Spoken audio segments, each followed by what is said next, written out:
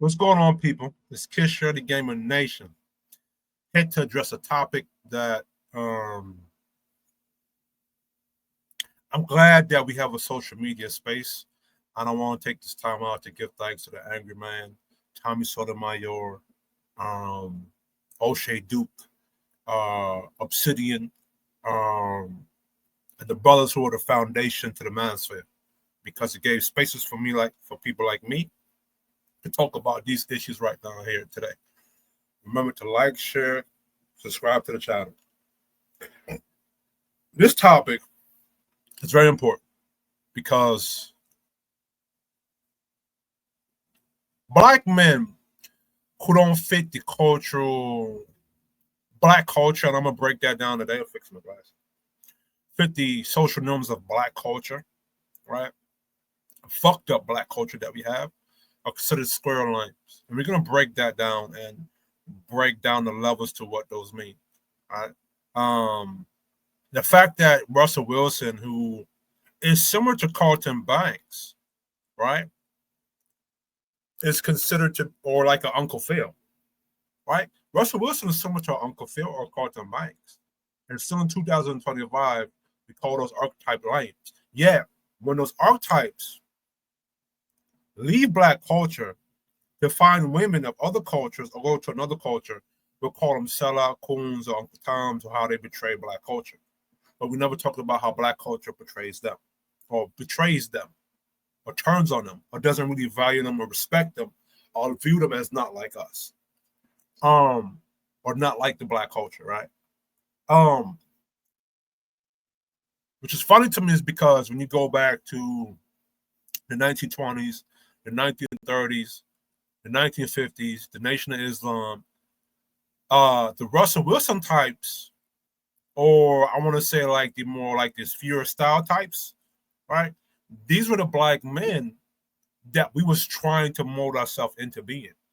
The upright type of brothers, the ones with integrity, the ones that are responsible, more traditional, fathers of the home, leaders of the community, right?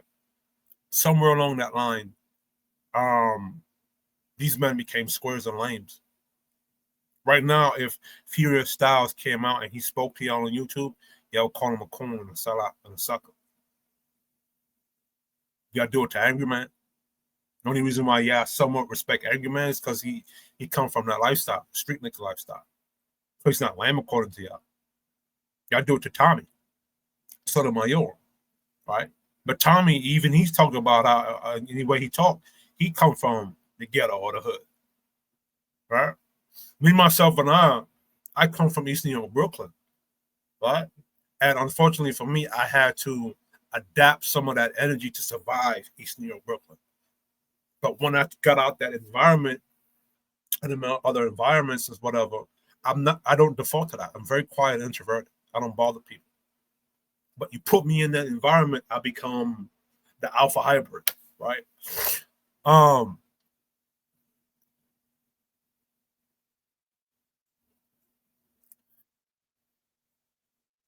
lot of what Black men, or the identity of Black masculinity, is dictated by who the women reward pussy to or reward their box to, right? And we're going to break it down today. So let's go into this video.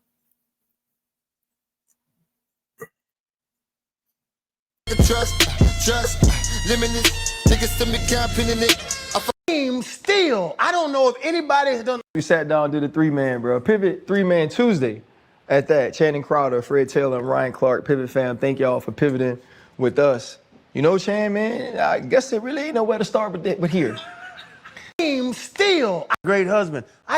I saw it, I did, and I saw answer. And then she want to go back to, but he's a loving person and a great husband. I didn't say he's not a great husband. It's amazing what he's doing with Lil Future. Like, the dude is a good human. It's amazing what he's doing with Little Future. He is lame still. I don't know if anybody doesn't understand. They're not running me off of this point. Lame is an opinion. She even said it.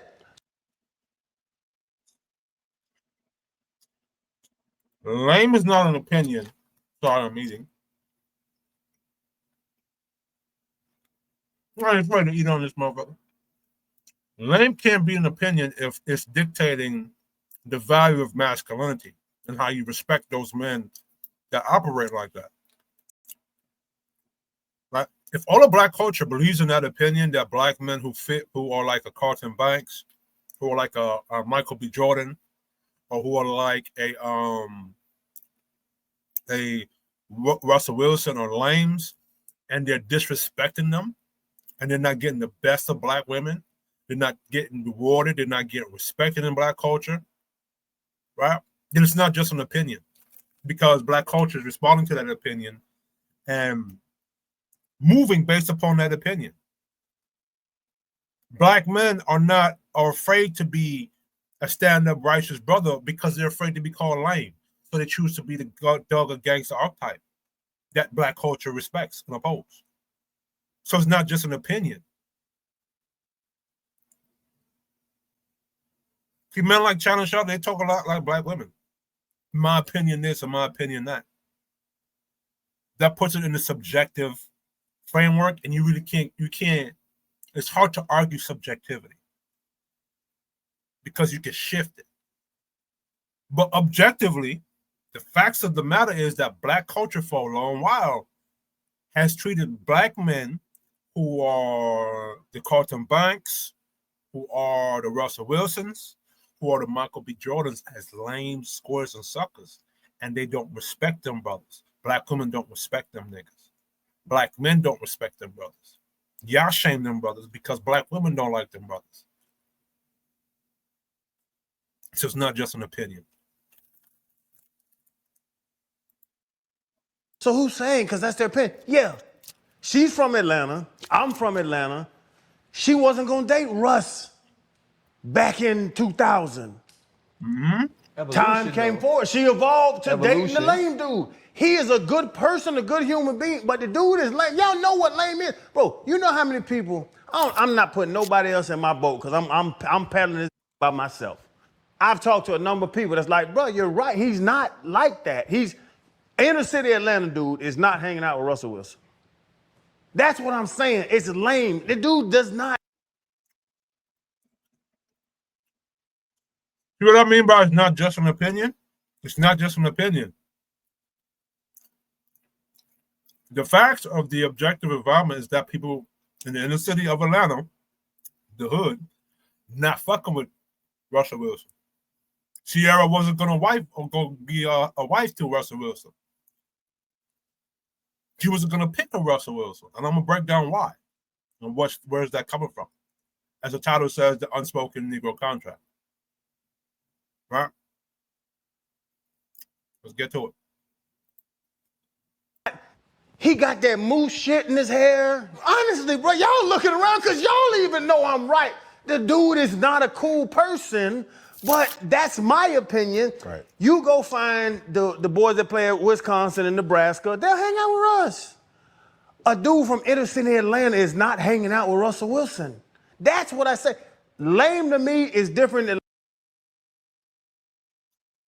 You know why this argument is bullshit? I mean, because black culture accepts Prince, black culture accepts Michael Jackson, black culture accepts Barack Obama. Prince was very flamboyant, but he could take your bitch. Michael Jackson was very flamboyant. Right? I'd argue that Prince is probably more of a Zeta, and Michael Jackson is more of an Alpha. Right? But they were very awkward. Prince doesn't fit the archetype of black culture. Neither does Michael Jackson. Neither does Barack Obama. None of those three do, but black culture accepts them. So that's bullshit. Right? I want to say, is Michael Jackson an alpha for real? I think Prince is a Zeta. Because Zetas are very successful. Don't get it twisted. Right? I think Michael Jackson would be an alpha. One of those.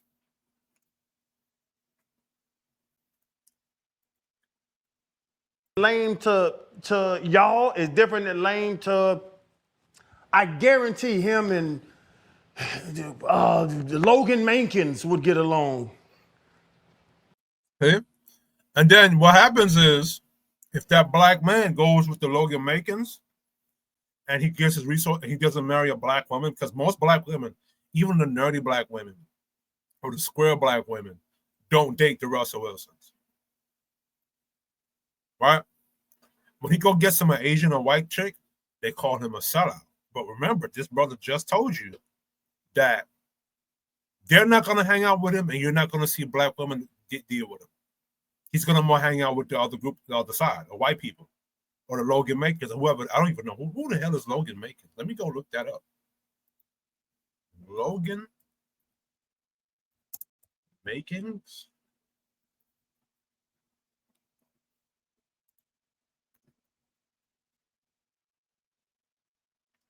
Is this who he talking about? Let me share this.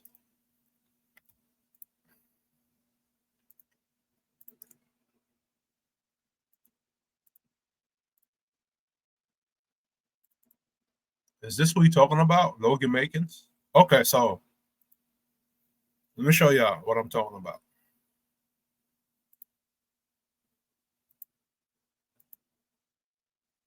I think this is what we're talking about. Logan Mankins or Makins.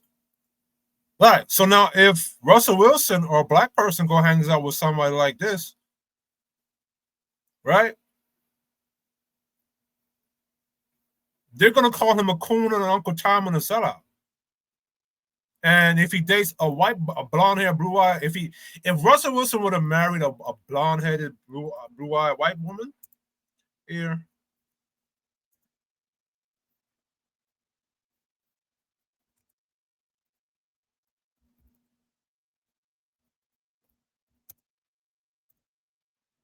Like this, or similar to this, they would call them all kind of coons and Uncle Toms and a sellout, right? I ain't gonna cap some of these white bitches in that they Google brought up is scary as fuck, right? They would have called him all kind of sellouts, coons, and Uncle Tom. But this brother's admission right here. Let me move that from the stage and add this back. Y'all understand what I'm saying? I guarantee. According to his admission here, black culture did not accept Russell Wilson. Nor is he allowed to hang out, or nor would these brothers hang out with Russell Wilson. All right. Him and some square ass dude from somewhere would get along. I'm looking at him and saying, man, I never with him. He's lame. That's my point. It's opinion, lame, cool's opinion, and y'all ain't running me off of this forever. No. It's not an opinion. And see, he said y'all wouldn't fuck with Russell Wilson. What y'all say, y'all wouldn't fuck with Russell Wilson, but you'll accept Michael Jackson, you'll accept Dave Chappelle, you'll accept Prince, you'll accept Barack Obama, but Russell Wilson you wouldn't fuck with. This is literally that episode of Fresh Prince being played out with Carlton Banks. And there was an episode of Carlton Banks, I think, where they were going to a fraternity or frat, and Will Smith had to pick up for Carlton Banks because one of the frat brothers was telling Carlton, "You're not really black like." Hold on, let me find that clip. Bro. Let me find that clip. I can't believe we're still doing this in 2025 with black men, especially. Carlton Banks. Fraternity.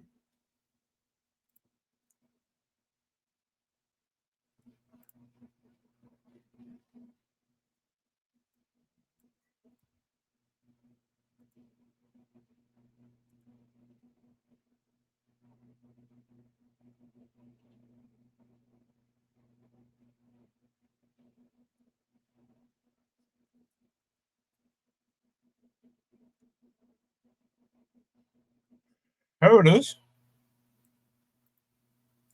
I'm gonna play the sound. I'm not going to share this tab. Get this on here. Move that back. Add this here. No, hold on. So let me hide it. Let me do this here. We'll play it. but you have nothing to worry about. You're in. Your word? Me and Carlton got in? Well, not exactly. I mean, you're cool and all, but Carlton, well, he's not exactly our type. See? Hold on, let me play you what Carlton is doing right quick. Hopefully I don't get flagged for this. This is what Carlton is doing right here.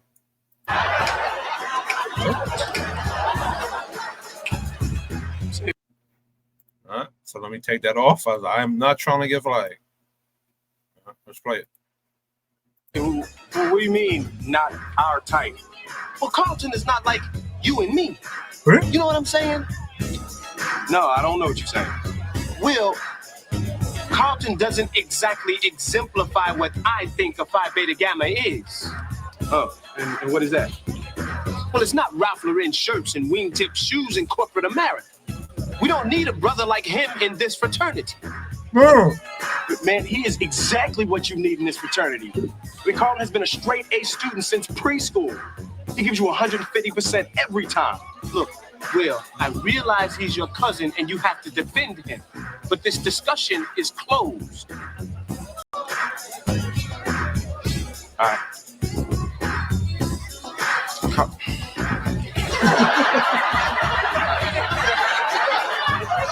What I respect about Carter's identity is regardless if he called him lame or he ain't black like us, he stayed true to him and being himself. And mind you, out of the two people in black culture that between Will Smith and Carlton Banks, who's better off today, Will Smith or the brother who played Carlton Banks? Go figure.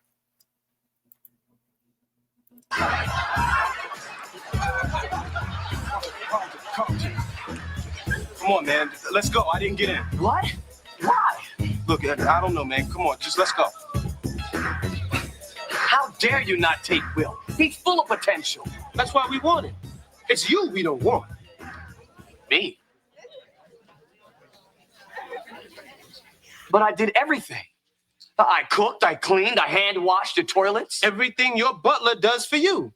I'm not accepting no prep school, Bel Air bred sellout into my fraternity. See? You're a black man and you put yourself to go do excellence in society. And your community rejects you for that because you're not fitting the struggle or the hood lifestyle. You're not some thug or gangster hugging out on the block. But you represent being black. You can't hide being black. It's your skin color. You go to college, you go to a Ivy League school, you prove your intelligence, you become successful. And you're trying to represent black.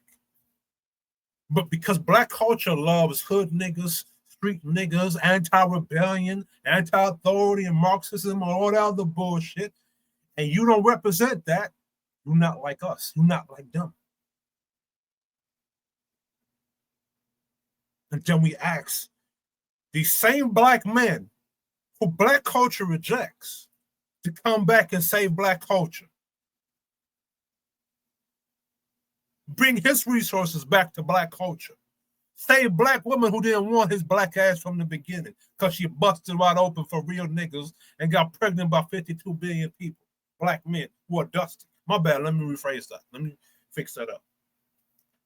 Black women expect the black men who they rejected, who became something of themselves or made something of themselves in society, to come back and rescue them after they busted down for so-called real niggas, and she got pregnant by Pookie, Ray Ray, Man, and JoJo, and BB and them. And she's stuck and struggling and expect them niggas and niggas like me to come rescue their black ass. Thug niggas that want to rob and take from me.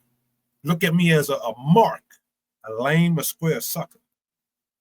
And I have to be a ruthless nigga to survive that environment. You expect us to come back and give you niggas resources when you rejected us? Upward mobile black people who are intelligent, who know how to make shit work, who are everything that black culture said they were looking for. You rejected us. And you want us to come back to make sacrifices for you. Fuck you, is what I say. Let's play this. Homie, you can stop all that. No, wait, Will. I got this one. You think I'm a sellout. Why? Because I live in a big house or I dress a certain way? Or maybe it's because I like Barry Manilow. Even Barry White, y'all. Being black isn't what I'm trying to be, it's what I am. I'm running the same race and jumping the same hurdles you are, so why are you tripping me up? You said we need to stick together, but you don't even know what that means. If you ask me, you're the real sellout.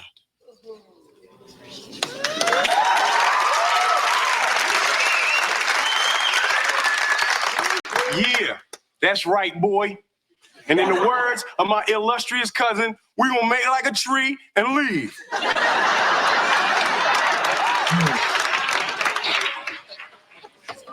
And look, you don't speak for the rest of us, dog.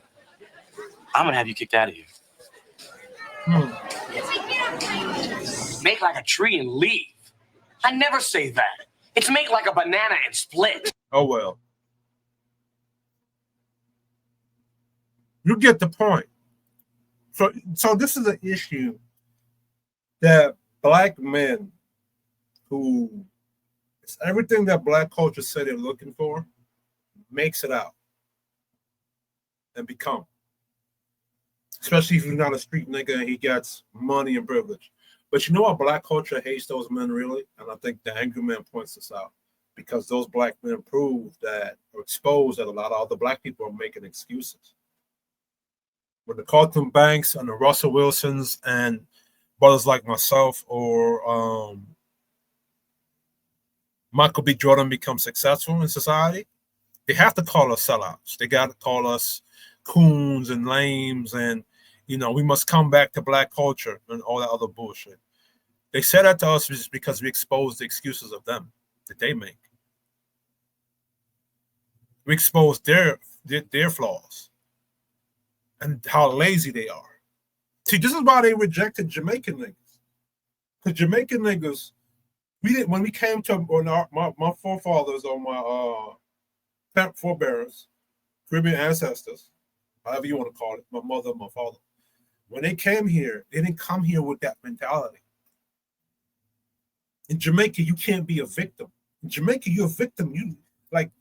It's a beast out there. Competition is fierce. So you can't come with a mentality of you want people to give something to you. You gotta go get it. I was saying in Jamaica, dog, numb your sopa. You understand? So this is why they don't like Jamaican niggas. This is why they say Jamaican niggas think we better than them. It's not that we think we better than them, it's that yo, we believe in hard work. We don't believe sitting down on our ass and not doing nothing. But ironically, the same way black Americans treat other black Americans with intelligence or was different, they treat Jamaican blacks the same way because we don't define our blackness or our black identity the way they define black identity. Caribbean niggas used to be called boat people and banana boats in the 90s and the 2000s. This is why Caribbean blacks tried to separate from themselves from black Americans because we couldn't even express our identity in East New York, Brooklyn, or New York without getting bullied or picked on in school. So we had to stick to each other. Haitians had to stick to themselves. Caribbean Jamaicans had to stick to themselves and create a unit where we can protect ourselves and express our identity without them bullying us. But black Americans won't say that, to say that to y'all like that, right? And ironically, black Americans do that to other people. They do it to Angry Man and Tommy. And Angry Man is as black American as it gets. And ironically, a lot of the black Americans and black American culture, and I'm not saying that like Caribbean blacks and black Americans, we're separate people. We're not. Because this happens in Jamaican culture too, right? In Jamaican culture, which y'all call square, we call boring. Or boring like. I'm most of the girls that don't like it. I'm not gangster or thug or any of them things. I'm not a bad man or shatters. You know? The same thing about on Jamaican culture, or Caribbean culture, right? But ironically, the Black American, like a Carlton Banks, you're seen as an outsider too.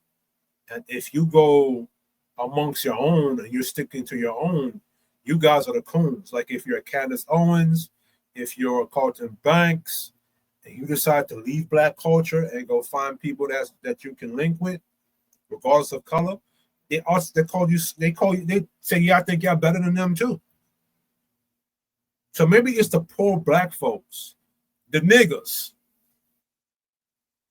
saying certain things. All right. So let's go back to this brother's video, and I'm going to get into the breakdown. Run you off. Obviously, your opinion is yours. I didn't expect you to double down on it, but What you want me to do? Say, oh, he's cool now. No, It's in his blood. It's in his kidneys, his liver, his gallbladder, his intestines. Lame is all through him, and it's going to be there his whole life, Freddie. I'm going to say this. So you have culture, right? Society. And then there's a box. Then you have what's considered social norms. I like their hat. He's not in there. Merchandise. I like his hat. No. In a lot of people's opinion, which is for you. Yeah. So when I look at, I have a son who's on the spectrum, right?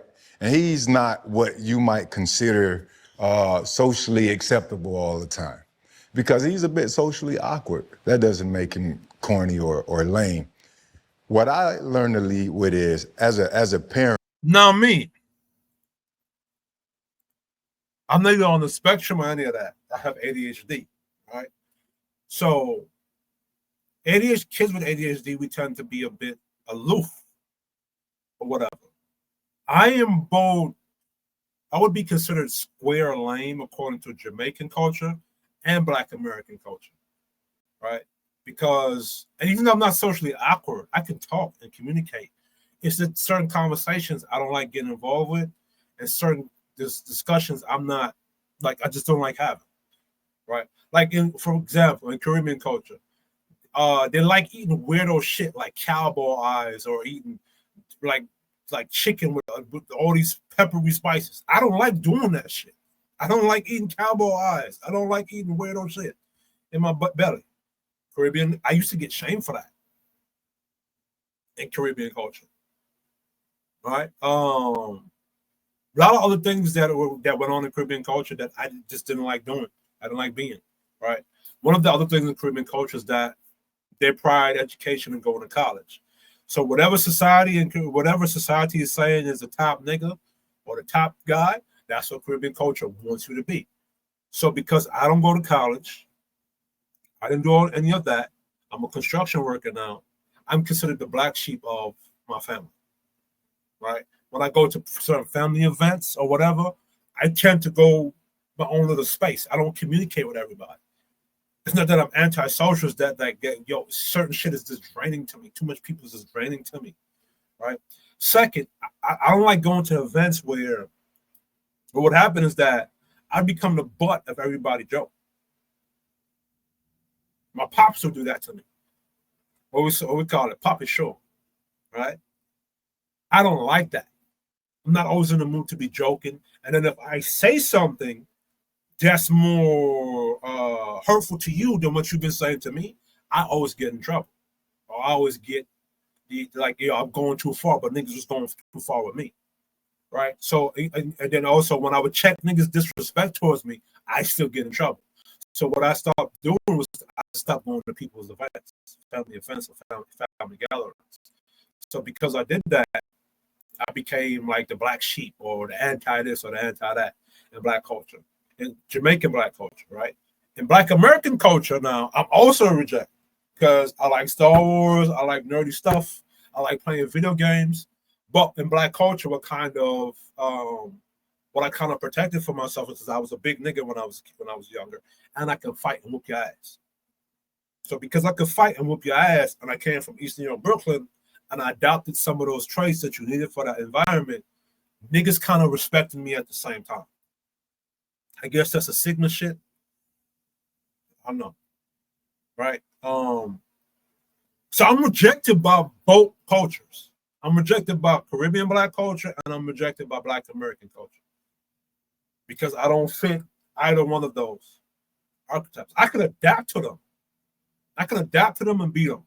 But my thing is like, I don't like adapting the shit that doesn't make sense to me or something that I can't align with, right? Because I could be in the Caribbean Black space and I could talk the lingo and I could shoot the shit like them. But there's certain shit that goes on that I'm going to conflict with. Same thing with Black American culture, right? And I had to learn or adopt one of the 48 laws of power. Think like you could act like them, but don't think like them, I think it is. And in doing that, I couldn't stand myself for doing it because it's not who I am or who I was. I couldn't stand looking at myself in the mirror that I had to act like these people, but think like a certain way for these people to respect me. And like I said, it got to a point where I was like, you know what, fuck the both of y'all. I just do my own thing and walk my own path.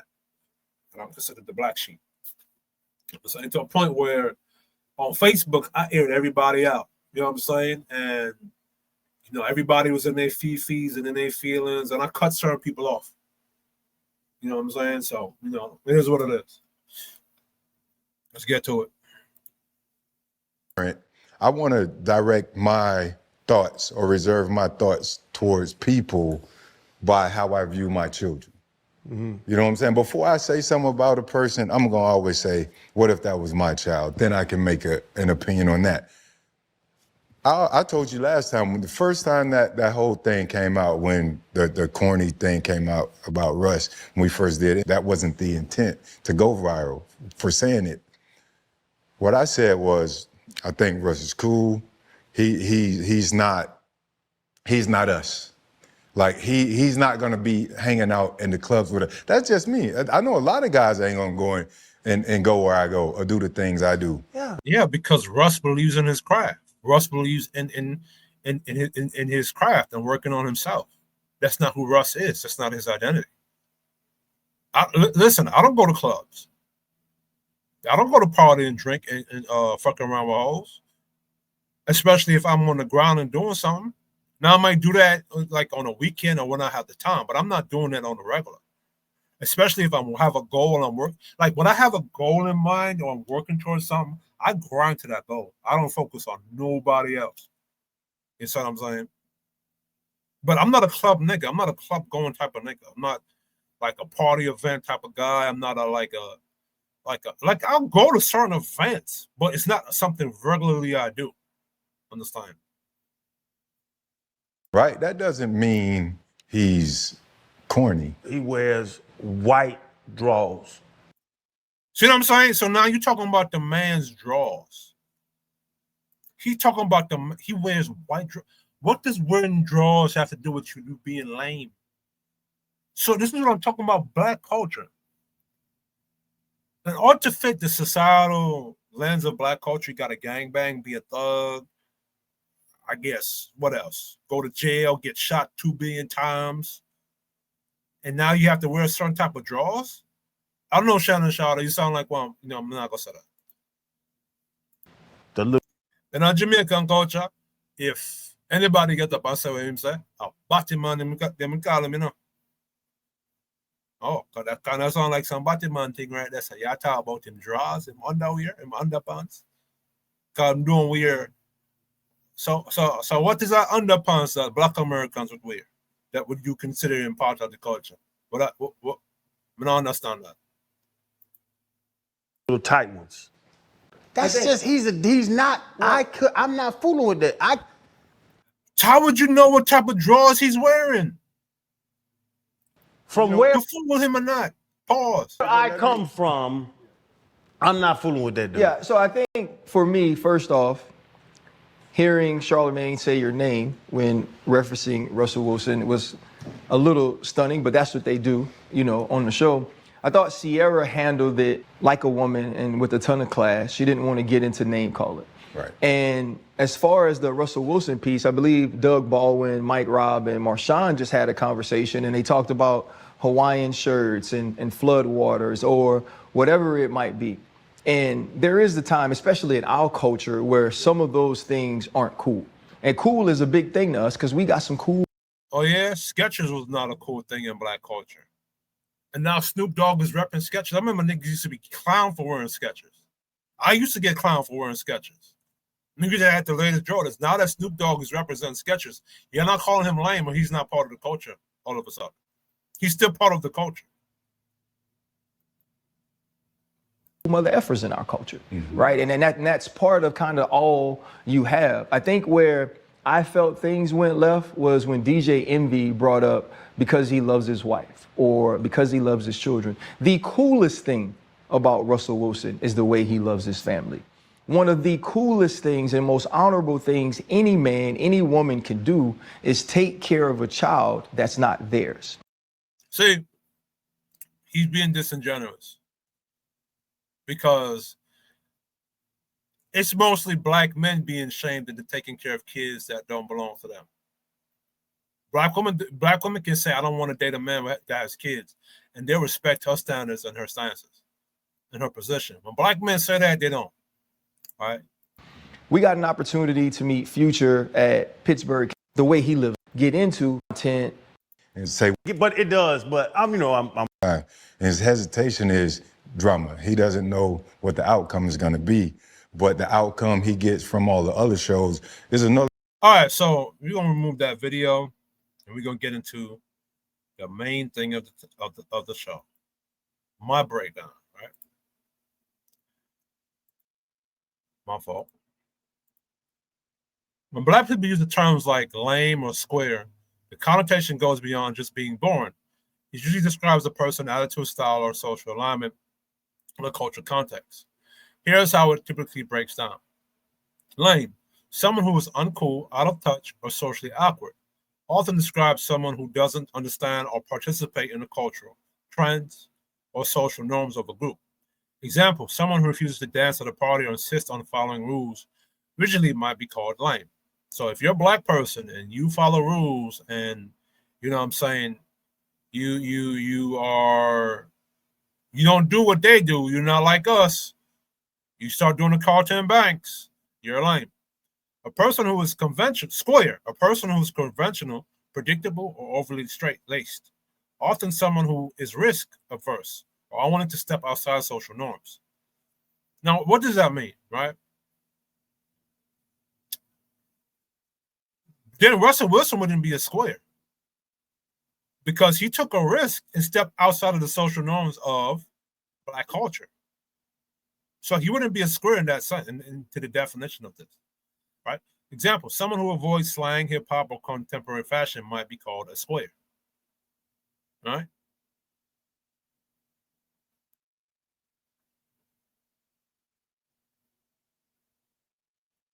Called square. Underlying terms, lack of spontaneity or excitement, a disconnect from cultural awareness or social fluidity, seen as someone who cannot vibe with the group or environment. Basically, it's not just about being boring, it's about failing to match the social and cultural energy expected in that community. In the black community, you're expected to be a gangbanger, thug, player, Mac, pimp, go to prison, be a street nigga. That's what is expected in black culture. That's what Charleston White be talking about. Basic meaning, someone who likes mainstream predictability, things without individuality. Connotation, mild, not offensive, more observational. Cultural signal, they follow trends but without flair or personality. Example, obsessed with Starbucks, mainstream pop, or cliches. Corny, meaning someone whose behavior is awkward, cheesy, or trying too hard to be likable. I don't think Russell Wilson is trying to be that. Right? Playful but critical. Cultural signal, they overcompensate socially to try to act cool in ways that miss the mark. I don't think Russell Wilson does that. Telling dad jokes at a party and expecting everyone to laugh. I don't think Russell Wilson does that, right? Lame, meaning someone boring, socially disengaged, or unwilling to participate in cultural social norms. Connotation, stronger than corny, more critical. Cultural signal, they refuse to vibe or are dismissive of social energy. Example, refusing to dance, rejecting music, or overly rigid in social situations, right? So if you're a black person and you don't like dancing to dancehall reggae, or you don't like going to hip hop and dancing to hip hop, you're lame, or you're a square. You know what I'm saying?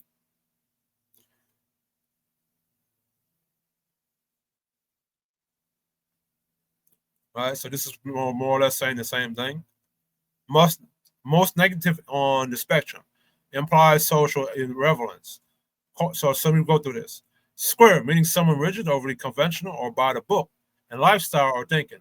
Connotation can be critical and almost judgmental. Cultural signal. They avoid risk, spontaneity, or deviation from social norms. Example, which, according to black culture, Russell Wilson is not avoiding that. Michael B. Jordan is not avoiding that, right? Because they are not going by the book of black culture social norms. They're going against it. This is why they could be called lame. All right, out of touch, soft, extreme lame, square, meaning someone completely disconnected from the cultural social environment. That's Russell Wilson, right? Connotation, most negative on the spectrum implies social irrelevance, cultural signal. They do not only fail to vibe out, but actively repel or confuse others in social cultural contexts. Example, criticizing and mocking cultural expressions they don't understand. Summary of the spectrum: basic, corny, lame, square, out of touch, soft, right?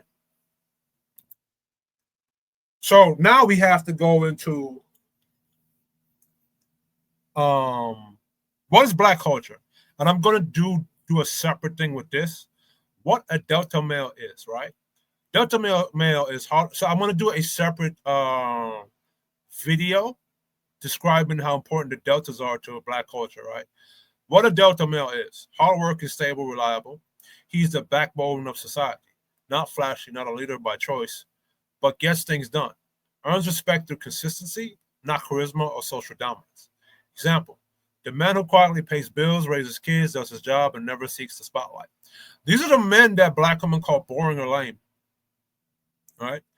Delta versus corny. Lame, square. Corny, trying hard, socially missing the mark. Lame, socially disengaged, boring, not vibing with the culture energy. Square, rigid, overly conventional, too safe by the book. The delta male isn't necessarily any of these, but to outsiders who only value flash, charisma, or culture, cool points, he might appear that way because he doesn't seek the spotlight, mistaken as lame. He avoids unnecessary risk, mistaken as square. He might be socially plain, mistaken as corny. There are a lot of black men who are delta males in society, in black culture, that are very important to the structure of it. And because he doesn't fit the cultural perception of what black men are supposed to be, they're mistaken for a lame, right? The delta male is actually the most underappreciated archetype. He's not lame, he's reliable. He's not a square, he's structured. He's not corny, he's authentic, just not flashy. But since black culture often overvalues charisma, trend setting, and vibe, deltas get mislabeled as lame. Now, Russell Wilson, he's not a delta, right? He's an alpha. But I'm introducing you to what the next video is going to be, right? Alphas are because they don't perform culturally, coolness, the way alphas or charismatic betas do. Answer: a delta male can be mislabeled as lame or square in black culture, not because he actually is, but because he's quiet, dependable. Energy doesn't align with the performative standards of cool. And I'm going to go into what cool is according to black culture. Context of Russell Wilson. Russell Wilson is a highly successful NFL quarterback, married to Ciara, living a public, relatively conservative lifestyle, and projecting a polished, controlled, professional image. Why some call him lame? In black culture, vernacular calling him lame doesn't mean he's incompetent. It's about perceived social energy, vibe, and alignment with culture expectation. Here's what contributes. Now, for a long time, I didn't know what black culture meant when they said lame, because black culture shifts the definition of what lame is. Because black culture is so fucking opinionated and subjective, I don't even think black culture know what lame is either. Right? So I had to go do my research, ask various different people what lame is to come with a objective reasoning. Right? Too polished, controlled, square, Wilson's public persona is very clean-cut, conservative, and disciplined. He doesn't show the raw unpredictability or social rebellious side that often celebrated in black male culture. And watch this. Will Smith did the unpredictable thing and went and slapped Chris Rock in the face. How was Chris Rock received by the culture? The culture did not like Chris Rock, did not like Will Smith anymore once he did that. So black culture is full of shit. And Will Smith is considered to be a lame by black culture standards. And once he walked up there and slapped Chris Rock at the Oscars, how did black culture receive him? Okay. He crashed out according to what black culture says is supposed to be unpredictable. All right. All right. He doesn't show the raw, unpredictable, or social rebellious side that often celebrated in black male culture, especially the kind of charisma that thrives in more casual street or entertainment spaces. Some might see him as by the book or overly sanitized. Lack of social risk, street credibility.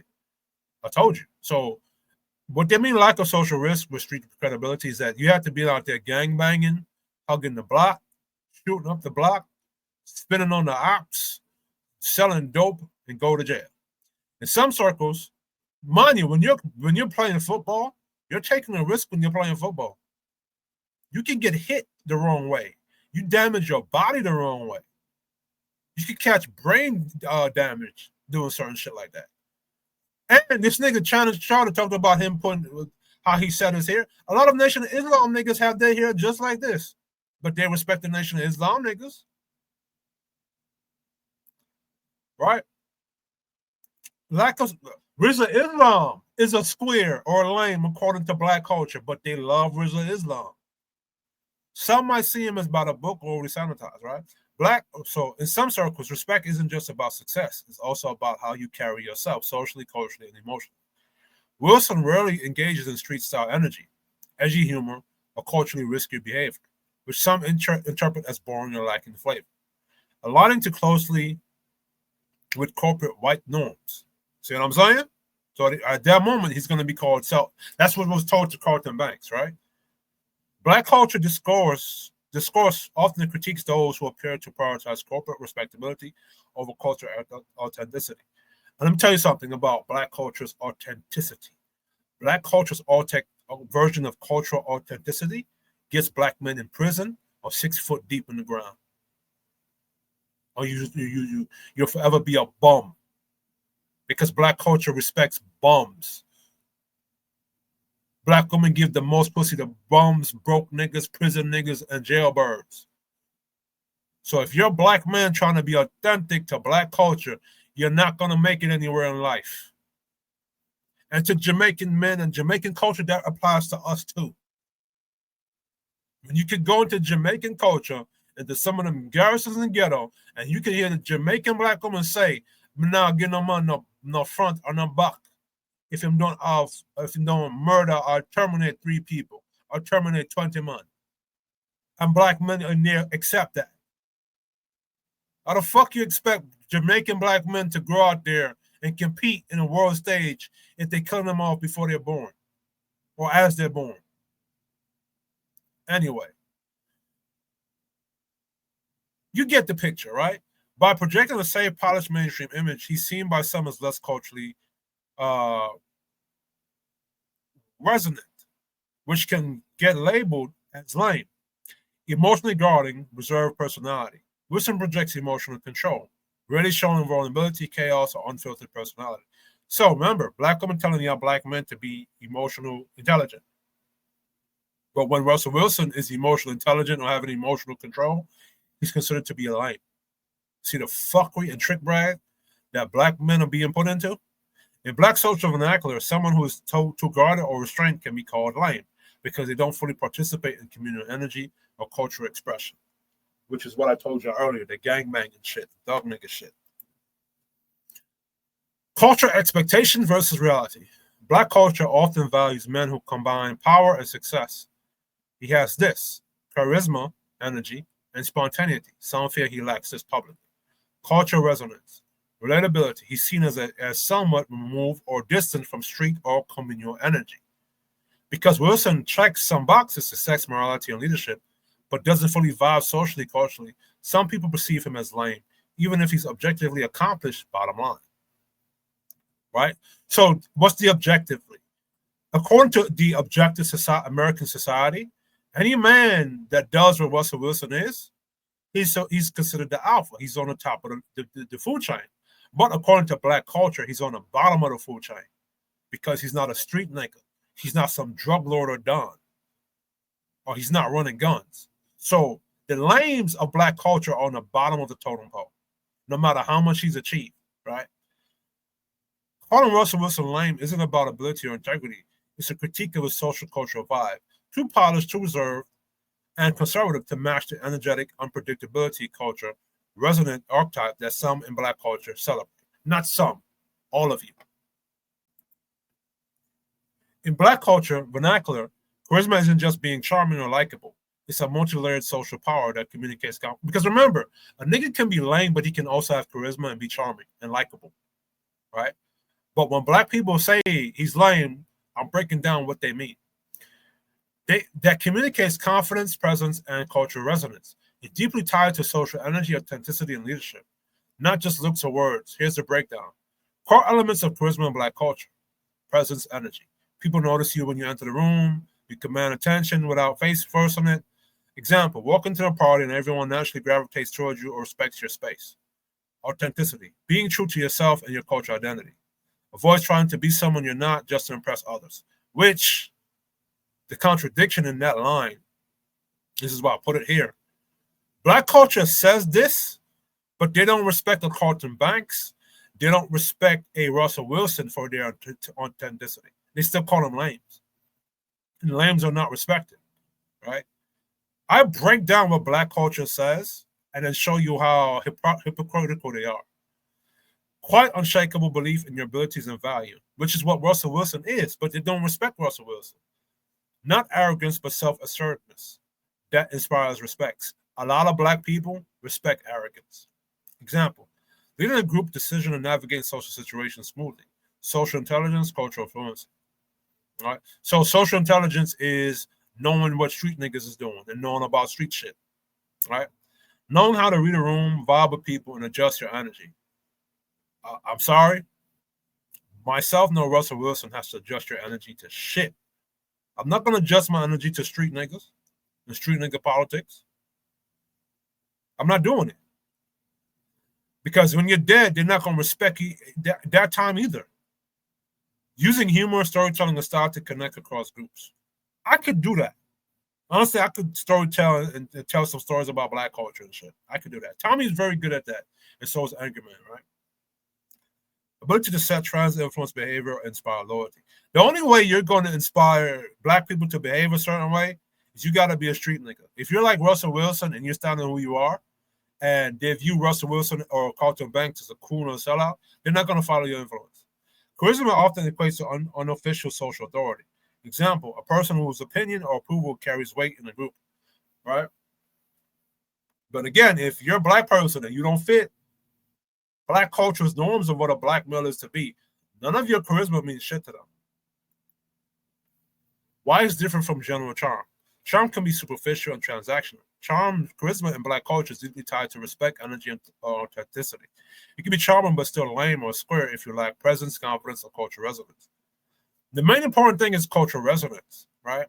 If you don't have cultural resonance, that confidence shit and a presence shit is not going to mean anything because it's not, your confidence or a presence is not adjusted to what the culture is saying or black culture is saying. Examples of charisma archetypes: the lying, right? To trick, socially clever, entertaining in school, but may lack accountability. The entertainer. Storyteller can light up a room, socially magnetic, culturally affluent. Now, the lion is who Russell Wilson is. But the lion of Russell Wilson archetype, right? He's a lame, so they don't respect it. So now when you talk about the lion now, you have to be somebody like maybe a 50 Cent. But the culture hates 50 Cent and Jay-Z, right? So you have to be somebody like maybe I guess like a Future, because they comparing Russell Wilson to Future. Maybe like the Future, I guess. Maybe they respect that, right? The trick is more like the player nigga. I shouldn't have put Trick there. That's my bad. I should have put player or Mac or the pimp nigga. No, that's the nigga that fit the socially clever entertainer. These are characters of black, the trick or the player or the entertainer. These are what black culture respects. And the lion is a street nigga, my bad. The lion should be the street nigga. All right. Those three archetypes is what black culture respects. If you're a version of the lion that's like a Russell Wilson, you're at the bottom of the black male hierarchy. Russell Wilson versus black culture expectation. Russell Wilson lives by his own values, projects discipline, faith, and professionalism. He's true to himself. While he's labeled lame, he doesn't display the energy, swag, or social alignment that's celebrated in many segments of black culture. As I said earlier, if you don't have that swag, if your swag doesn't fit what black culture swag is, they don't accept it. He's too polished, too controlled, which can be read as boring or detached from the convenient energy that culturally value. That's culturally valued. He doesn't participate in performative or social risky behaviors that black culture often celebrates. Even when those behaviors are morally virtuous. So it's not a failure of authenticity. It's a failure to fit the social archetypes and performative energy that black culture rewards, right? Now, Russell Wilson, the only lame thing you did was marry Ciara. Ciara was dealing with street niggas and thug niggas. She's not the traditional chick that deserves a Russell Wilson. That's the only lame thing you did, brother. Just saying. There's a reason why I put Barack Obama and Malcolm X up here. Because this is why black culture accepts Barack Obama. All right. The reason why they respect Malcolm X because he used to be a pimp in the street nigga. And he reformed himself. But you take Malcolm X archetype today and you throw him into black culture today, he'd be considered a lame. All right. Barack Obama's acceptance. Obama also doesn't fit many traditional black cultural norms, yet he's widely respected and accepted. While he's different, charisma and public storytelling, Barack Obama mastered the performative aspects of leadership, speech, humor, relatability, and calm authority that resonate socially and culturally. Symbolic representation. Shout out to Angry Man. He always talks about symbolism over substance, right? Symbolic representation. He embodied hope and uplift in a way that aligned with collective culture aspiration. So at the time, Barack Obama, I think his slogan was change must come or change. Something would change, right? That's what a lot of black leaders was preaching before his time, right? And his speeches aligned with a lot of what Malcolm X was preaching. That a lot of black culture responds to and love to hear, right? Public perception versus private alignment. Obama's public persona is extremely polished, but he projects a controlled, inspiring energy that people culturally respond to as a lion archetype rather than the lame one. The difference is less about lifestyle authenticity and more about social resonance, perceived energy, and narrative alignment with cultural ideas. So basically, Obama was cultured and cultivated to speak like black people to captivate you. That's why he accepted him, even though he's a lame. Only reason why he accepted Malcolm X is because he used to be a street nigga. Right? I think they call him Malcolm Little or something like that. Key insight. Black culture is often performative in its social judgments. People were labeled lame, not strictly for their values or integrity, but for how their energy, style, and persona interact with collective expectation. Russell Wilson's integrity and authenticity are real, but the vibe he projects doesn't match the communal archetype for what's cool or socially magnetic. Obama, by contrast, projects authority, confidence, and aspirational energy that aligns with cultural ideals, even if he's at odds with other norms. Wording behind the label. When black culture calls someone like Russell Wilson lame, the subculture usually includes he's not fun, he doesn't participate in energy we celebrate, he's too safe, polished, or controlled, he doesn't perform the social role we expect a black man to perform publicly. Notice, it's socially performative, not morally or intellectually evaluative, meaning that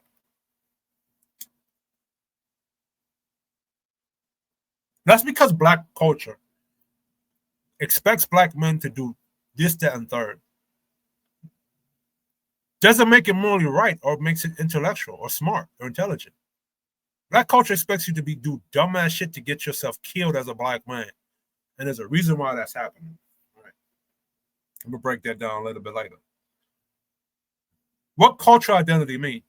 At its simplest, cultural identity is the shared set of values, beliefs, traditions, behaviors, and symbols that connect someone to a group. It's how you see yourself in relation to that culture and how others within that culture recognize it. So cultural identity is both internal self-identification and external recognition by the group.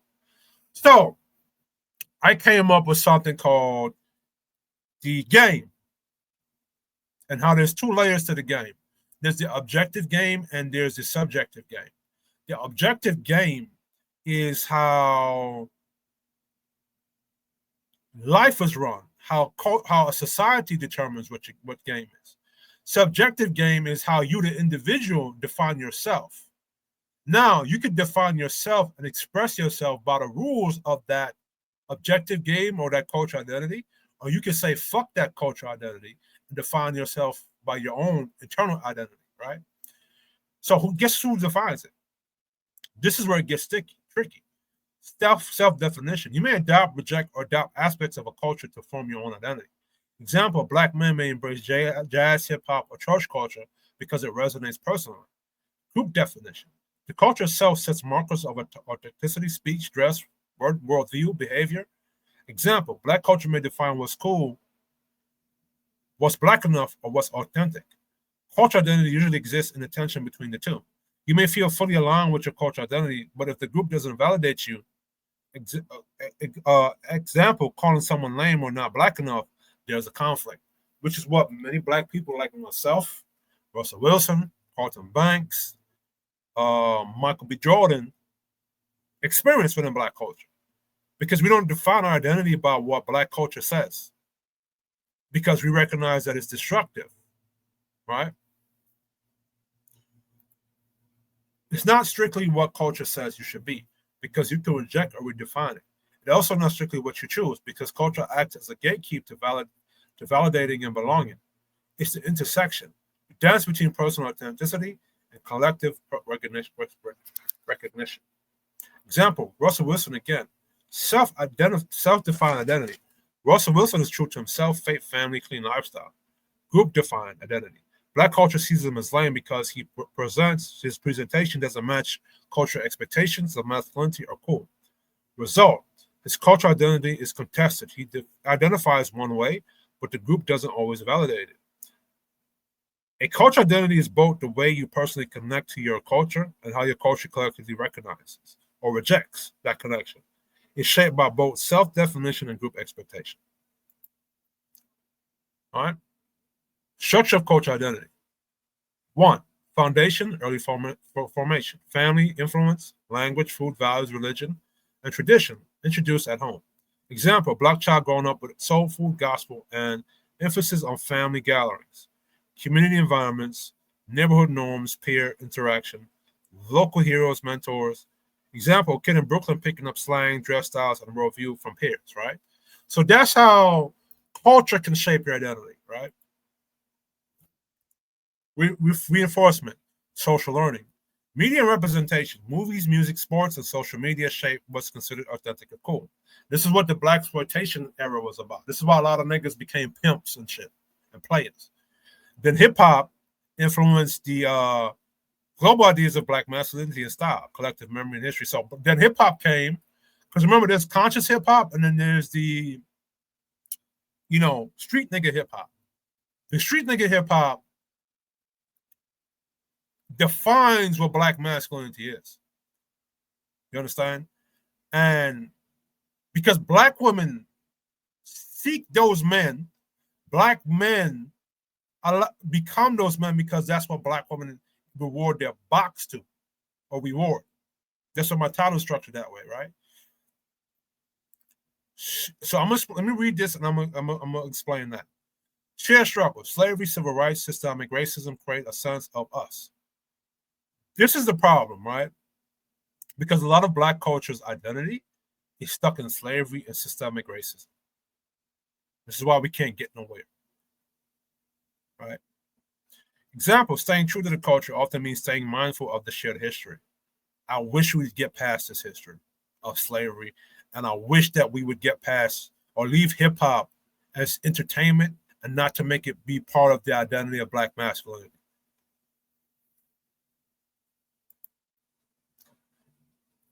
Example, Black men may choose to be a businessman in a voice street culture.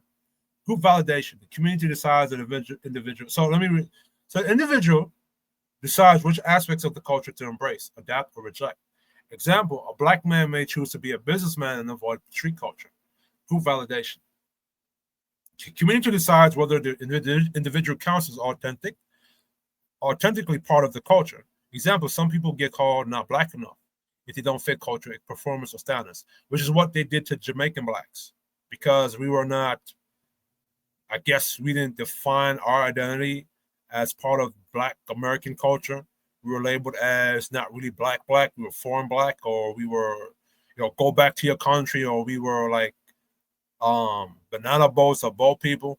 So, it is what it is. Tension point. This is where terms like lame, square, seller, or not real often come in. Gatekeeper and labels. Positive validation. If you align with culture, performance, charisma, style, values, you get labeled lying, real one, or authentic. Scratch that lying part out there, right?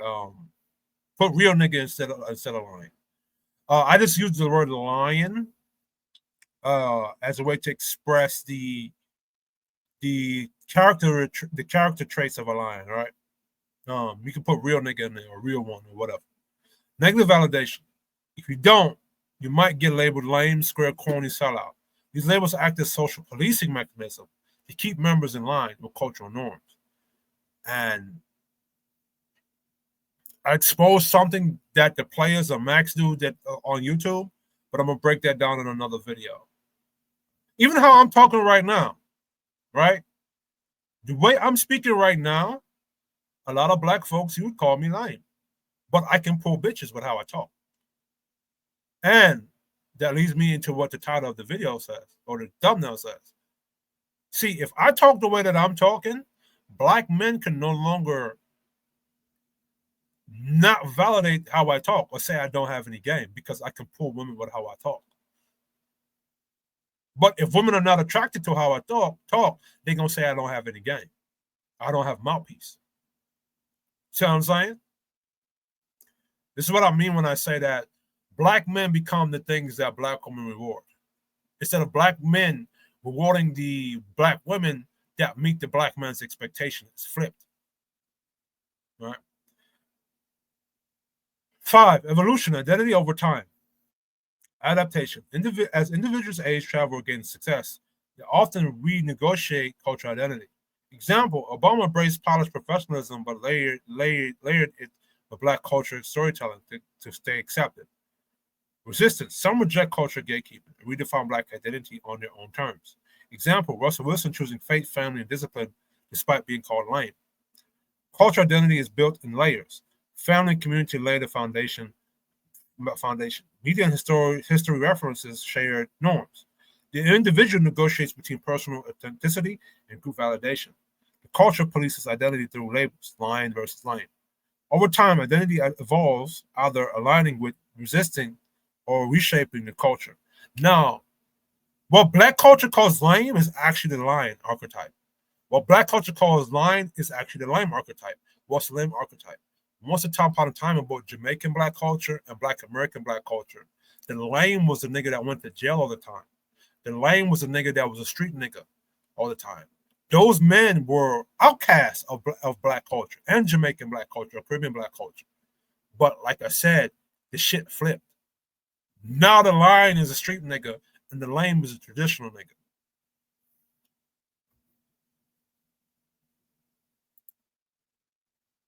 Double standard, men versus women. Black men who are lame, squares, or nerds are more heavily penalized socially than Black women in those categories. A Black woman can be nerdy, square, or awkward and still be socially accepted, sometimes even celebrated, because femininity in Black culture isn't policed as harshly for coolness as masculinity is for men. Lame equals emasculated in this cultural hierarchy, right? By the way, remember I talked about the policing mechanism? once Black culture labels you as lame, and then they attach so a lame in Black culture, right? If you dress a certain way, if you talk a certain way, you're a lame. So if you continue to reinforce that within the minds of both Black women and Black men, if a Black woman goes on a date with that type of dude, she's not going to respect that. She's trained to not respect him. She's conditioned by the policing mechanisms to not respect that guy, to treat him like a sucker. So this is why, and what happens is with women in general, but Black women specifically, they can either choose to follow the man or what the cultural expectations are. And most Black women, they follow what the cultural expectations are or the cultural programs are. So if you're culturally programmed as a Black woman to see this person that's dressed like a lame or square, defined by the culture, and you go on a date with him, automatically you're going to treat him like he ain't shit, and you're going to disrespect him or try to emasculate him.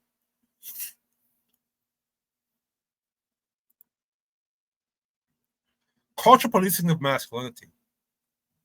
Black culture heavily rewards risky, anti-Taurian, or hyper-masculine behaviors, often linked to street culture, aggression, or hypersexuality. The archetypes of real nigga or authentic often overlap with thug, hood, gangster imagery. Whether or not the man actually lives that lifestyle, men who don't align with that, like Russell Wilson, get labeled as like a square. Now, there's nothing wrong with being a hyper-masculine, I guess, or I guess it can be, right? Because you can be a masculine person and not be a gangster street or hood nigga. There's plenty of white dudes who will whoop a gangster nigga ass. There's plenty of regular Black dudes that will whoop a gangster nigga ass or hood nigga ass. They're still men. They just don't fit the archetype of a gangster or thug, but they could beat your ass. But they're still labeled as lame or square, right? Female sexual validation as a cultural marker. Black women who give sex, so this is the important part, right? Who Black women give sex and attention to often dictates which archetypes are seen as authentic or men.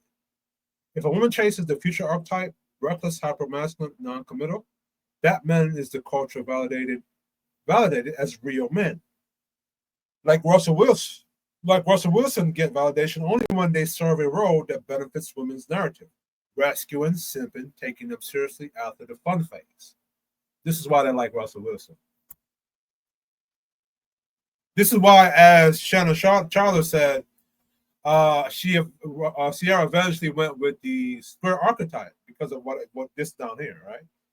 Because how Russell Wilson got that relationship from, and I said that on purpose, how Russell Wilson got that relationship from Ciara, the nigga was in her friend zone while she was running around being a 304, having her fun.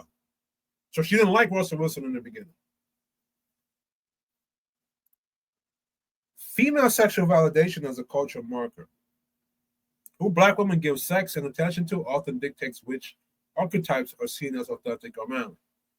If woman chases the future archetype, reckless, hypermasculine, non-committal, that man is culturally validated as real. Men like Russell Wilson get validation only when they serve a role that benefits women's narrative. Rescuing, simping, taking them seriously after their fun phase, right? The rescue archetype. Russell Wilson rescuing Ciara from her past choices is strong. The Disney Prince analogy works, but your critique is sharper. In Black culture, the woman chose her reckless phase and then demanded redemption from a lame or square later. That makes Russell Wilson's role socially complicated, praised by women because he validates them, but mocked by men because he rewards dysfunction. That's what Russell Wilson did. The real lame thing you did, Russell Wilson, is rewarding Ciara, who was being a 304, with a traditional type of relationship. Now, what was my Disney Prince analogy? You had the princess that was trapped in the tower with the wicked witches and her wicked stepsister or whatever. The prince comes to rescue the princess from the tower. The only difference between the Disney princess and the Ciara archetypes of women is Ciara chose to be a 304. The Disney princess, she didn't choose to be trapped in the tower. That's the difference. Future versus Wilson, cultural contrast. Future is only called toxic because he won't conform to what women want. Commitment and control. He embodies the archetype of what uncontrollable alpha which women lust after, but resent because he can't be domesticated. I think the Angry Man brought this out. And many Manosphere guys brought this out. Right? By contrast, embodies the controllable provider, which women are left only when it benefits them. Where I define or add nuance. Not all of Black culture is destructive. It's important to separate street entertainment-driven culture, expectations from traditional Black culture, church, family, community, and professional affairs. That street shit at one point in time used to be seen as just entertainment or outside. Now it becomes the expectation of how you're supposed to be in a relationship now, right? Ross and Wilson would actually be celebrated in traditional Black communities, Southern Caribbean religious. It's more the urban hip-hop culture wing that labels him lame. It's about performance, not just sex. Yes, homosexual choices drive validation, but so does performance of masculinity among men. A real nigga isn't just who women sleep with, it's who men admire or fear. Street being bravado with charisma also matter, right? The slave framing is half right. Wilson isn't literally a slave to Ciara. He's autonomous in his own marriage, right? So,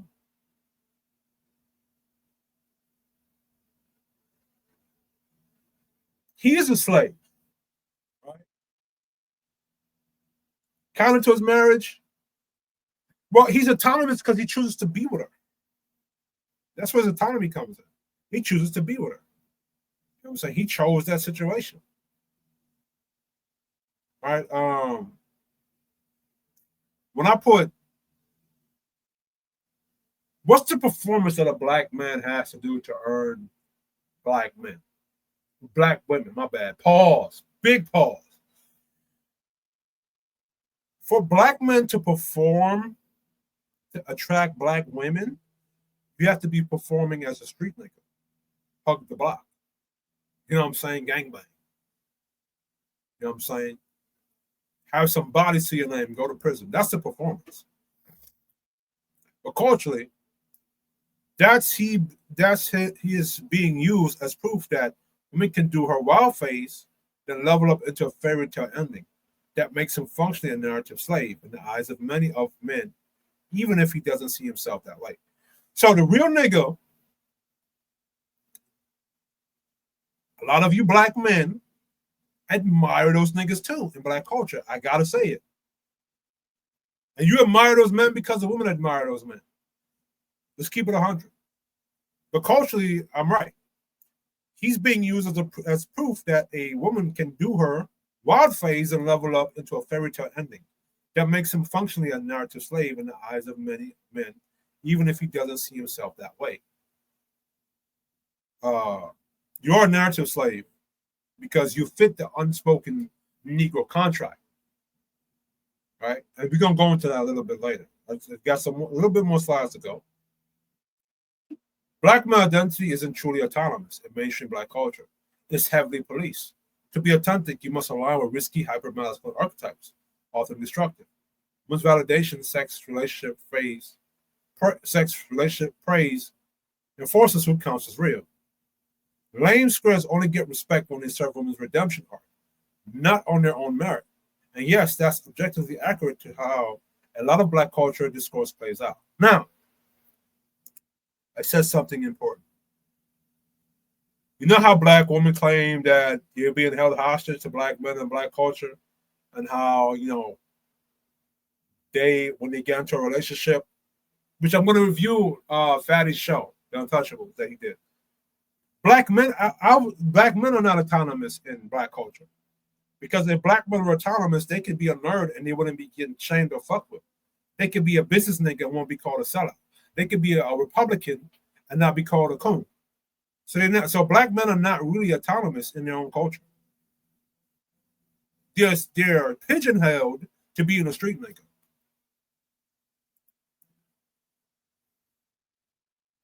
Different standards for Black men versus Black women. Black men, if you don't align with the culture identity, Black culture assigns you you're labeled lame, square, or corny. Black culture expects black men to embody real nigga archetypes, gangster, thug, hood, authenticity. These behaviors are destructive. Prison, debt, or long-term setbacks. This expectation robs black men of autonomy because they are not allowed to simply define themselves. Black culture defines them. Black women are who are nerds, lames, or squares face less shame. They're even celebrated if they disrespect black men. Example, sassy nerd, quirky, but indifferent. They only get shamed when they submit to a respected black man, meaning women can be offbeat so long as they don't reinforce male authority. So the nerdy black women like Simone Biles, they're only going to get shamed or disrespected by the sisterhood if they are respectful of male authority or respectful to their black men in that relationship. As a matter of fact, that's what they tried to do to Simone Biles. All right.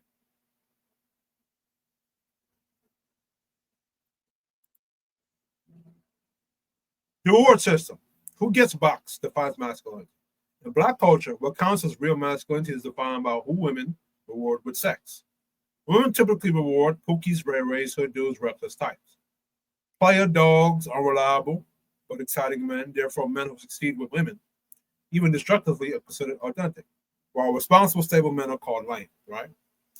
Now, a player nigga is going to say the stable men are losers in society.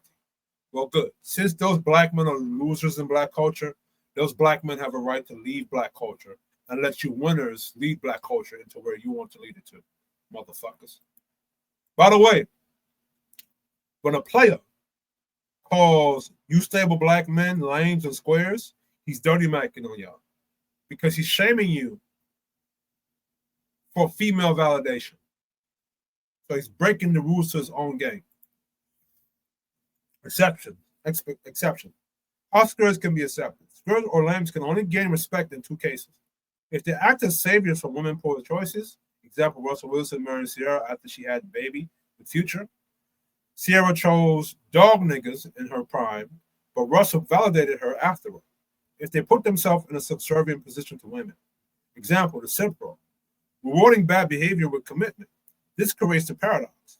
Future's labeled toxic, but he's secretly respected because he won't be controlled. Russell celebrated only because he rescued Ciara, not because of his inherent character. The unspoken Negro contract. Within this unspoken culture context, black women choose chaos, 3 or 4 phase toxic men by free will, not force. Later they demand rescue and validation from responsible men. If a man refuses to rescue or calls out the hypocrisy, he's shamed. If a man rescues, he's celebrated, but also secretly seen as a sucker. Why black men are targeted more heavily?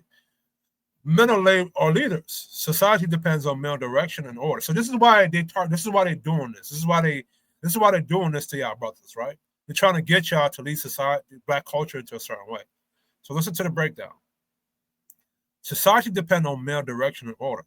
If men are tricked into destructive archetypes, thugs, gangsters, they are removed, jail debt, distracted street life, disqualified from leadership roles in home and community. This leads women to define masculinity and pass those warped definitions to the next generation. So women can pass down things based upon what Marxism tells them to do, right? Which is another video. Why black women who are squares are more accepted. Nerdy square women don't threaten the cultural system as long as they disrespect men. Rewarded. Avoid submitting to strong traditional men. Rewarded. If they do submit, they're labeled pygmies and shamed. In contrast, nerdy square men are punished outright because their existence contradicts the cultural script of hypermasculinity. Case study, Michael B. Jordan. Background. In school, Michael B. Jordan was teased and called corny or lame.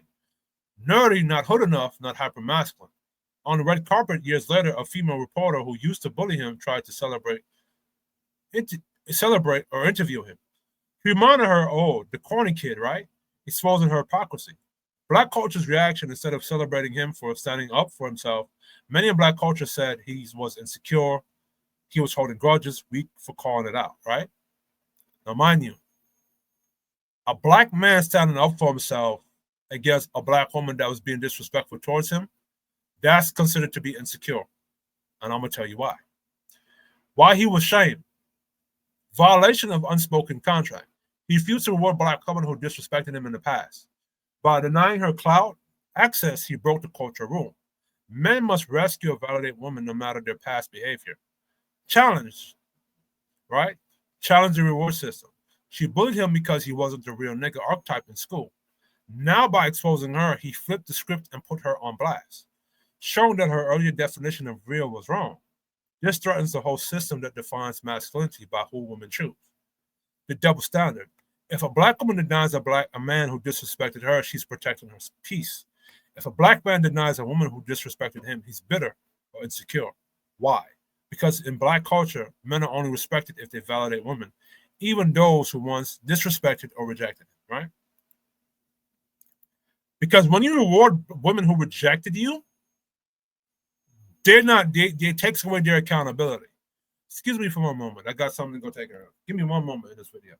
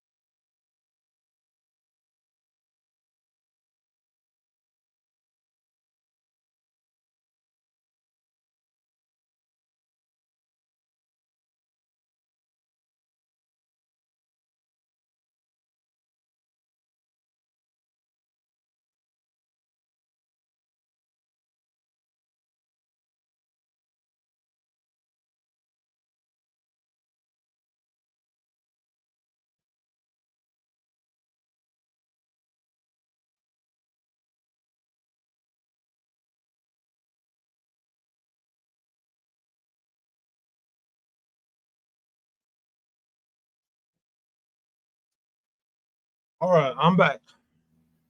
All right. So when black men validated black women for rejecting him,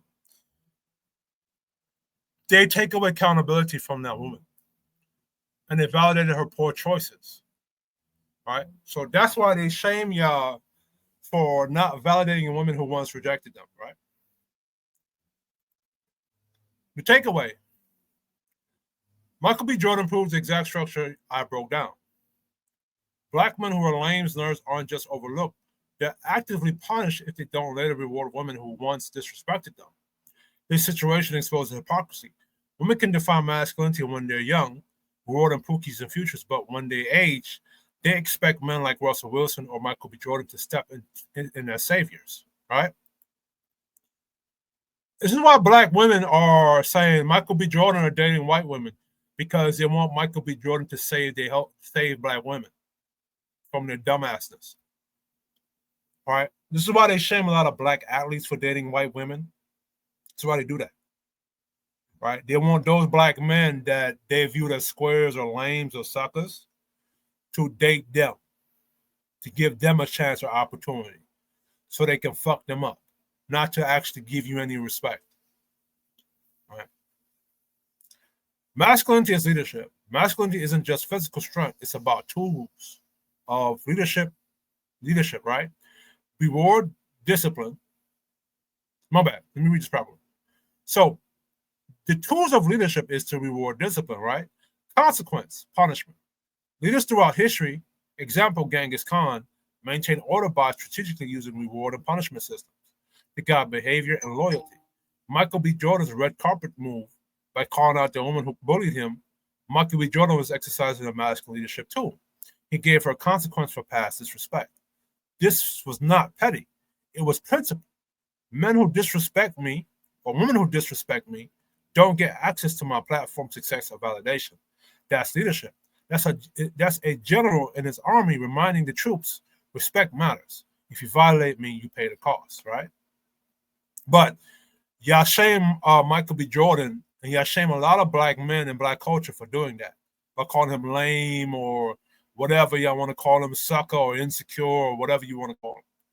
They try to disarm black men from the tools they need to give a consequence to black women for being disrespectful, right? Why black culture rejected it? Black culture doesn't want black men using those masculine tools because if men apply discipline, consequences in dating and social structure, women would be forced into alignment. That restores a patriarchal structure which takes authority away from women. By shaming Michael B. Jordan, the culture was saying, man, you are not allowed to use those tools. You must always validate women no matter what they do before. Macrocosm versus microcosm. Macrocosm. Remember I talked about objective game versus subjectivity, right? Michael B. Jordan is a global figure representing black men on a large stage. His actions are symbolic of how leadership should operate. Microcosm. Subjective game. Everyday black men model their behavior on what they see validate in the culture. If Michael B. Jordan gets punished for disciplining a woman, the microcosm, average black men will avoid doing the same. Instead, they'll submit or play into the archetypes culture reward. Dog, simp, down, right? This keeps the cycle intact. Women control the terms of masculinity instead of men, which is a problem, right? The real threat of Michael B. Jordan. Michael B. Jordan represents an alpha in the true sense. Successful, respected traditionally, and not dependent on cultural validation. If other men followed his example, women who disrespected men in their youth would face consequences later. Masculinity would reassert itself as leadership standard. Patriarchy would regain ground in black culture. That's why the culture had to shame him. It wasn't about corny, it was about protecting a system where women escape accountability and men can't use their leadership tools, right? Now, the only reason why I said Michael B. Jordan doesn't seek the cultural validation from black culture is because black cultural validation is, like I said earlier, it validates destructive men. So he's an alpha in the sense of he gets validation outside of black culture. Understand? Alpha versus sigma in the context. Alpha defined. Alpha, top of a hierarchy within a given culture or society, moves according to the rules of the dominant structure. In traditional American society, alphas equal CEO, athletes, movie stars, political leaders, Michael B. Jordan, Barack Obama, etc. In black culture, alphas equal men who embody the archetypes black culture defines as real street dudes, dominant rappers, pookies, ray-rays who get mass female validation. Sigma defined. Sigma operates outside of the traditional hierarchy, doesn't follow the culture rules, but still wins because of charisma, independence, and self-defined value. Example, Future. He doesn't submit to traditional family structure or cultural expectations. Black women try to enforce. Moves outside rules, does what he wants, but women still flock to him. That independence makes him respected and hated simultaneously, right? Michael B. Jordan's position. MBJ is an alpha in mainstream traditional America. Successful author, actor, wealthy, top of his craft, respected globally. But in black culture, his archetype doesn't fit the real nigga mold. He's clean-cut, nerdy, past, doesn't rep the streets. He's labeled square or corny. He's still an alpha, but in black culture's value system, his alphaness doesn't translate to the same way. The key distinction.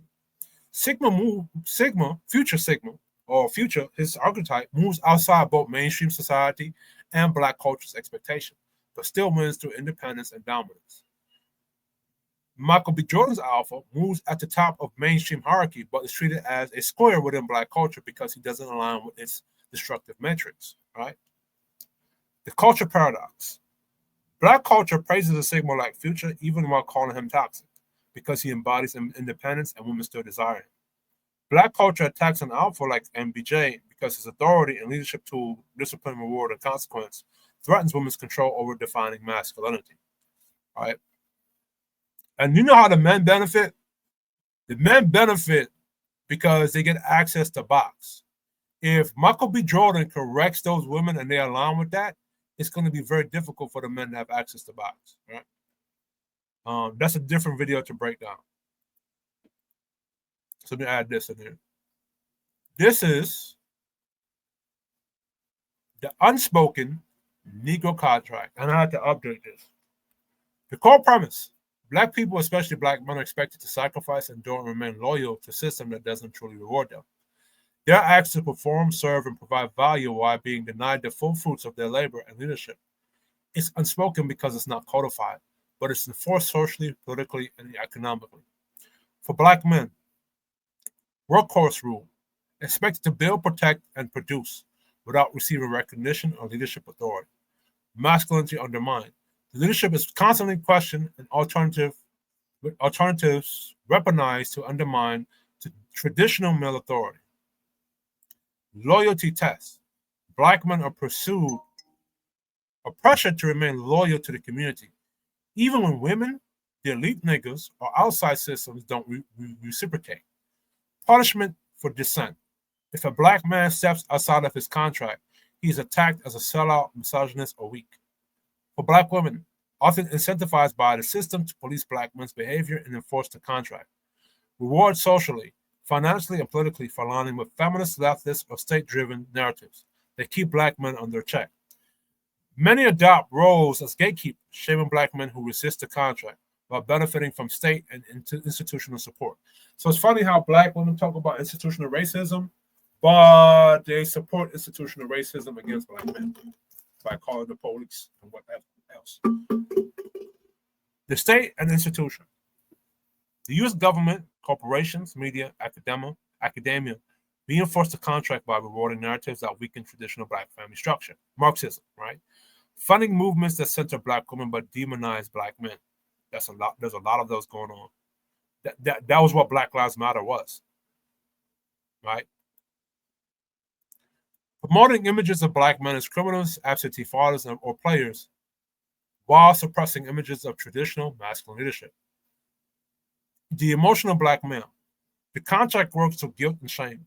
If you don't sacrifice, you're betraying your people. If you demand authority, you're oppressing women. If you leave, you're abandoning the community. This keeps Black men locked into a cycle where they're always given, but rarely receiving loyalty or honor in return. Historical roots traces back to slavery, where Black men were stripped of patriarchal authority, extended through Jim Crow, where survival meant silence and compliance. Reinforced in the Civil Rights era, when leadership was masculinized publicly but undermined privately. Expanded in the late 20th century, when welfare system, feminist alliances, and media narratives reshaped the power balances within Black communities.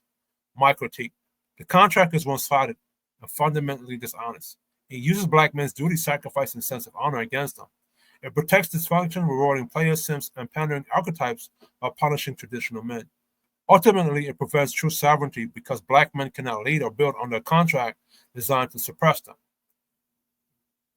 My alternative version: break the contract by rejecting guilt-based loyalty and reclaiming traditional masculine authority. So I'm telling y'all to break this contract, and I'm telling you to say fuck Black culture, fuck the Black community, and create something else. Build a new structure where Black men lead, set standards, and are not manipulated into self-sacrificing without respect. Encourage accountability in women and resist systems that weaponize them against Black men. We center community around earned respect, reciprocity, and traditionalism, rather than appeasement or pandering. Additional clause: the stepchild burden and the Russell Wilson example. Black men are expected to take responsibility for children they did not create. This is framed as community responsibility, but in practice becomes a penalty for responsible men. Ciara example: bypass responsible men like Russell Wilson to give her prime years to future. When that failed, she turned back to Russell Wilson, who represents a stable but controllable alpha. This cultural pattern rewards misbehavior with eventual rescue while penalizing responsible men. Black culture labels responsible men as squares or lames, yet expects them to marry single mothers, raise stepchildren, and bring back stability to the community. Channing Crowder's comment that Russell Wilson is not like us reflects how the culture disrespects responsible men while demanding their resources and leadership. This clause shows that the contract undermines traditional masculinity by expecting responsible men to accept degraded value while denying them prime respect and loyalty. Let me go back, put myself on the damn screen.